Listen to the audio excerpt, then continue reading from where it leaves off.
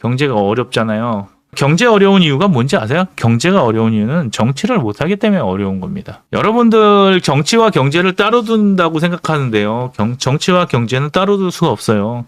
정치 안에서 사유재산을 못 지키면요. 경제적으로 존나 벌어봐야 병신이라고 다 뜯긴다고.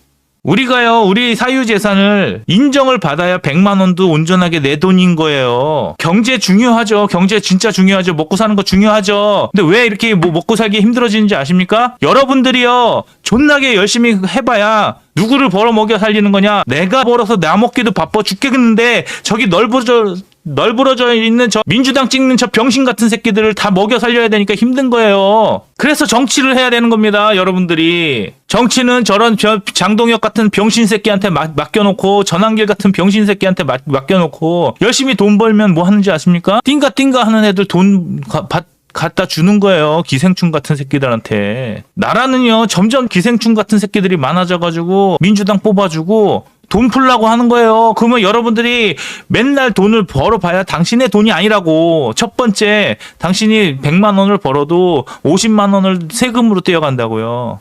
그러면 내가 100만 원을 벌었을 때 100만 원을 쓰는 게 아니라 내가 100만 원을 벌어도 50만 원밖에 못 쓴다고. 아무리 열심히 벌어보십시오. 1억을 벌면 뭐해, 5천만 원을 떼가는데. 두 번째, 내가 100만 원인 줄 알고 벌었더니 인플레이션이 돼가지고 어제 100만 원이 120만 원을 벌어도 100만 원이 안 되는 거예요. 여러분이 100만 원을 목표로 해서 100만 원을 벌고 났더니 20만 원이 늘 부족해. 왜? 인플레이션이 됐으니까. 어제의 100만 원의 가치가 오늘의 120만 원의 가치가 돼버리니까 내가 어제 100만 원을 보고 열심히 진짜 일을 했는데 지금 보니까 계속 20만 원이 부족한 겁니다. 그리고 또 어떻게 빼가는지 아세요? 서서히 죽이는 거예요, 직업을. 많이 버는 직업들 규제하고 벌금 매기고 몸만 좀 열심히 하려면 두들겨 패고. 그러니까 우리가 힘든 겁니다. 힘든 거야.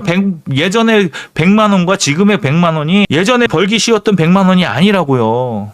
지금은 어제 벌던 100만 원의 수준이 지금의 100만 원은 너무너무 힘든 100만 원이에요.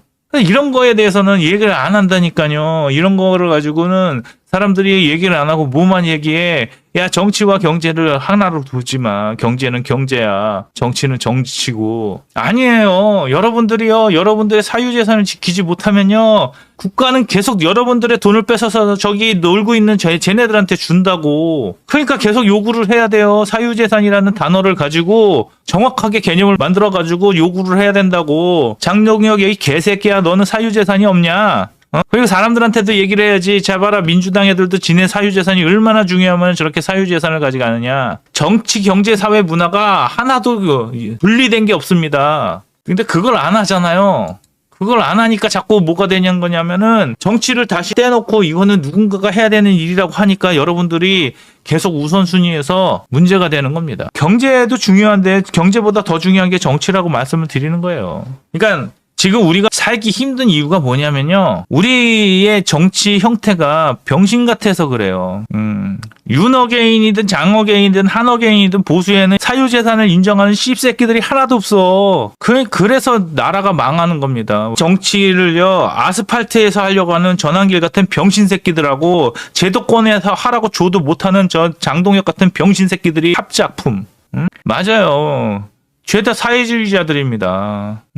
아니, 어떻게 나라가 졸라 착해. 씨발, 지 돈으로 주려면 주지도 않으면서 남의 돈으로는 존나 착해. 존나 그냥 착한 게 아니라 남의 돈은 이재용의 돈은 1조가 되든 2조가 되든 다 나눠주지. 근데 네 돈 나눠줘봐라 그러면 안 나눠준다고. 그런 새끼일수록 밥을 안 사요. 아니, 딴 거는 몰라도 그러잖아요. 딴 거는 몰라도 네 돈은 중요하잖아. 그러면은 다 동의한다니까. 거기서 시작돼야 됩니다. 좌파를 깨부수려면은 네 돈이 중요하잖아. 이렇게 가야 됩니다. 사실 이렇게 가야 돼요. 옛날에 그랬고, 옛날에 땅이 사유 상징이었습니다.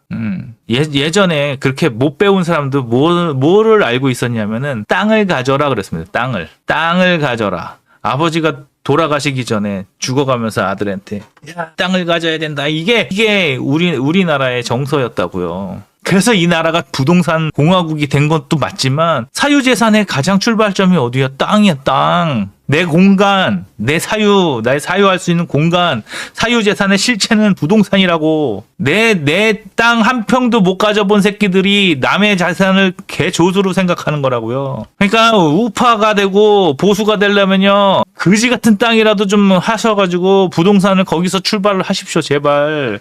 월세 살면서, 전세 살면서 그렇게 가는 게 아니라 어떻게든지 집 한 채를 마련해야 돼요. 집 한 채를 마련해보지 않은 사람은 자본주의를 모르는 겁니다. 내 땅을 소유해본 적이 없는 사람은요, 자본주의를 이해할 수 없는 거예요.